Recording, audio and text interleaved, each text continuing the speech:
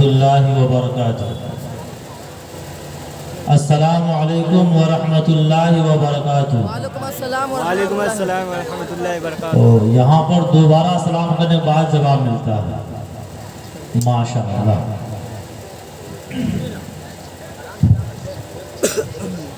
اعوذ باللہ من الشیطان الرجیم، بسم اللہ الرحمن الرحیم۔ رب اشرح لی صدری ویسر لی امری واحلل عقدۃ من لسانی یفقہوا قولی۔ رب اشرح لی صدری ویسر لی امری واحلل عقدۃ من لسانی یفقہوا قولی۔ رب اشرح لی صدری ویسر لی امری واحلل عقدۃ من لسانی یفقہوا قولی۔ صدق اللہ العظیم۔ الحمد للہ الذی خلق الانسان علمہ البیان، والصلاة والسلام علی خیر الانام وعلی آلہ وصحابہ الکرام، اما بعد۔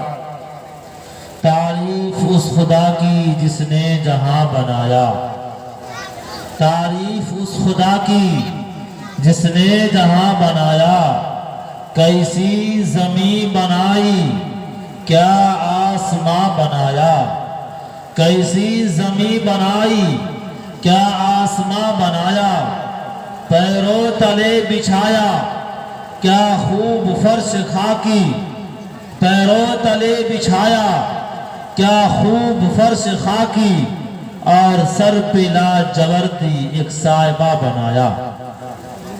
محترم حاضرین، مکرم سامعین، برادران صالحین، اسٹیج پر زینت افروز ماہرین علماء دین اور اس بہترین پروگرام کے مخلصین حضرات منتظمین، آج اس بابرکت اور عظیم الشان اجلاس میں احقر کو جو ذمہ داری دی گئی ہے، جو کام ناچیز کے سپرد کیا گیا ہے، وہ بڑا اہم کام اور اہم ذمہ داری ہے۔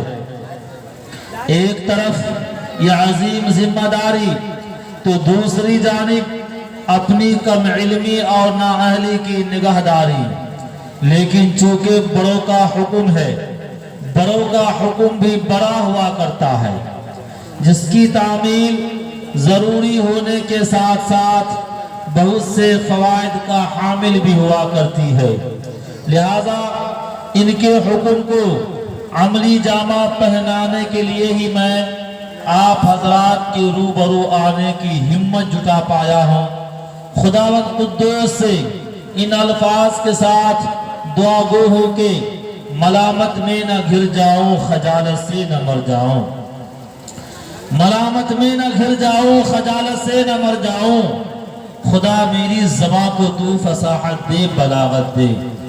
دوستو، یوں تو شب و روز جلسے اور جلوس ہوا کرتے ہیں، مجلسیں اور محفلیں سجا کرتی ہیں، لیکن ہر محفل کی بات ایک جیسی نہیں ہوتی۔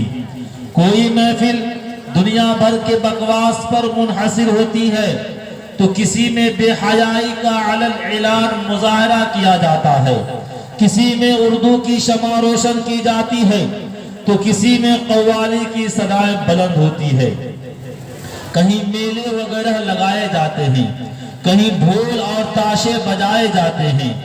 ایسی محفلیں اکثر عیش پرست لوگوں کی ہوا کرتی ہے۔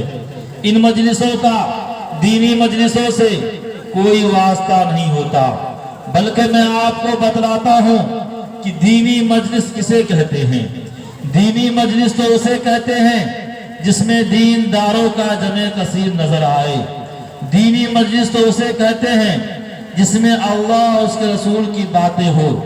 دینی اجتماع تو اسے کہا جاتا ہے جس میں شرکت کرنے والوں کو تہذیب و تمدن کے موتی، اخلاق و کردار کے خوشبودار پھول، حیا و پاک دامنی کا درس اور امن و امان کا پیغام دیا جاتا ہے، جہاں علماء دین کی قربت و صحبت ملتی ہو، اکابرین و اولیاء کی زیارت نصیب ہوتی ہو، ایمانی تراوت حاصل ہوتی ہو، قلبی راحت نصیب ہوتی ہو، دماغی سکون ملتا ہو۔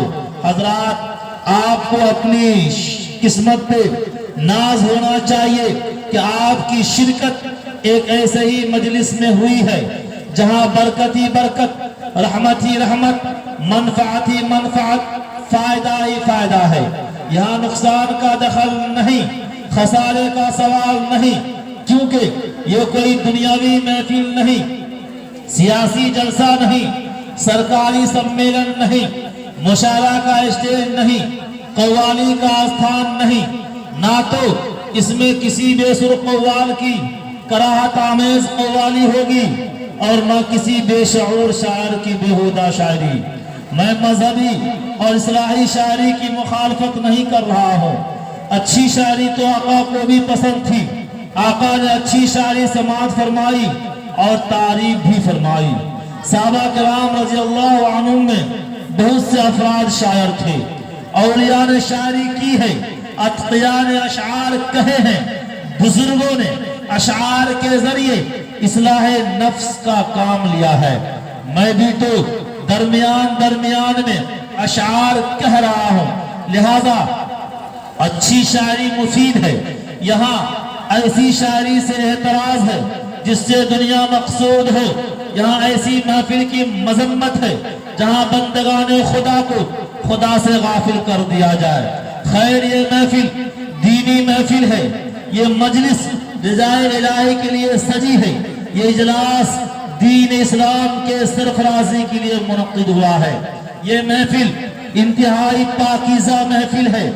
اللہ اللہ، اس محفل کے مقام کا کوئی اندازہ کر سکتا ہے جس کو ملائکہ رحمت جیسی نورانی مخلوق اپنی جلوہ سمانیوں کے ساتھ مزین کر رہی ہو اور اپنی نورانیت کے آغوش میں لیے ہوئے ہو۔